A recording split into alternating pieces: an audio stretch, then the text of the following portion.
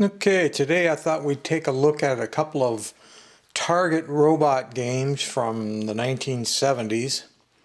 Over here on the right we have the space robot, and over here we have the electronic scoring, automatic LED scoring up to 15 points target game, both robot shaped. Let's start with the electronic scoring one because there's more to talk about on the space robot. We'll get it out of the way later. So, first let's go ahead and start with the box.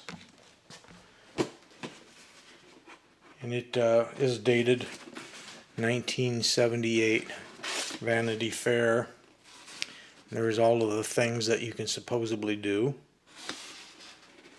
It comes with a cool Buck Rogers type gun.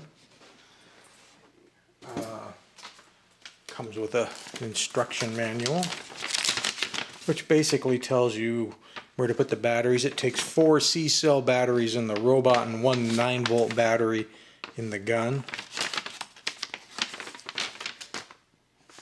And that's pretty much it. That's printed in Hong Kong.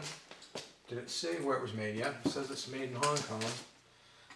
And so, the robot itself is okay looking. Here's where the C-cells go, inside that large flap there. Here's the gun. See if it says anything interesting. Vanity Fair, Hong Kong, nothing real fancy there. This is the hatch where the 9-volt battery goes. Basically, it's just a light that comes on and then dims out. And I'm sure this will trigger just turning it on. Okay. It's in the screen, right? So if I shoot the target, it went from 1 to 2. Now it's up to 4. Now we're up to 8. So it's basically a target game. I guess you can get further back. I can try getting further back. Let's get way back here. Oh yeah. Further back you get, the better the aim you gotta be, that's for sure. So that's the gist of this robot target game. Now let's take a look. Let's take a look at this guy, because this one's a little bit more involved. This is the instructions sheet that comes with it.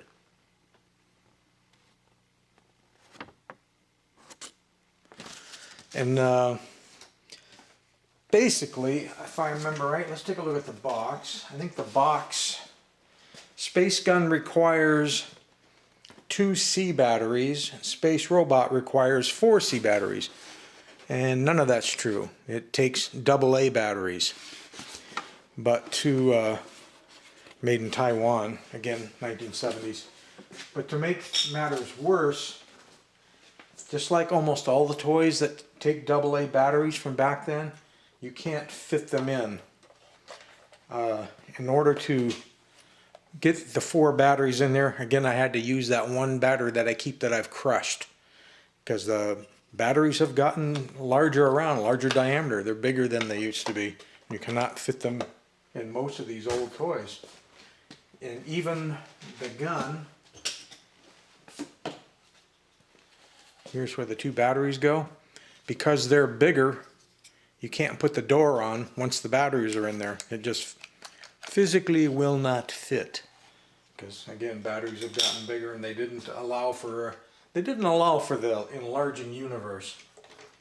On the bottom of the robot, as you can see, the wheels are sideways to the robot. It moves left and right. You have a couple choices. First, you just have the main on-off, and I guess I should turn this so you can read it. You've got the on-off, and then you have the choice of what they called fixed or moving. And fixed means that it's going to move left for like 8 seconds and then stop to hit the target again, then it'll move right for like 8 seconds. Whereas moving means it's just going to continually keep moving left or right, whichever direction it's going, until you hit the target, or until these little buttons bump into something. Then that would reverse the direction. And as far as the gun goes, it emits, even though I'm holding the trigger down all the time, it emits one blast of light. And I doubt that our tabletop here is big enough.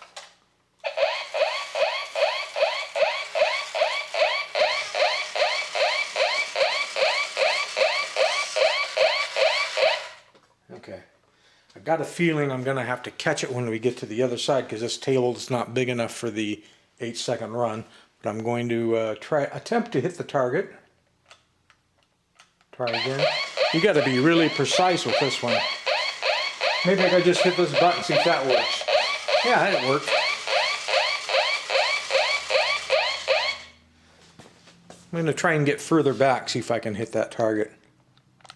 Low, high, hit. So it works pretty good. But besides the batteries not fitting, in order to get it to work pretty good, of course I had to open it up and replace the 8-tooth pinion gear, plastic gear on the motor, because it was split. Which, as we know, is a common thing with 70s and 80s robots. But there we have it. We have our target game electronic scoring robot, and we have our space robot.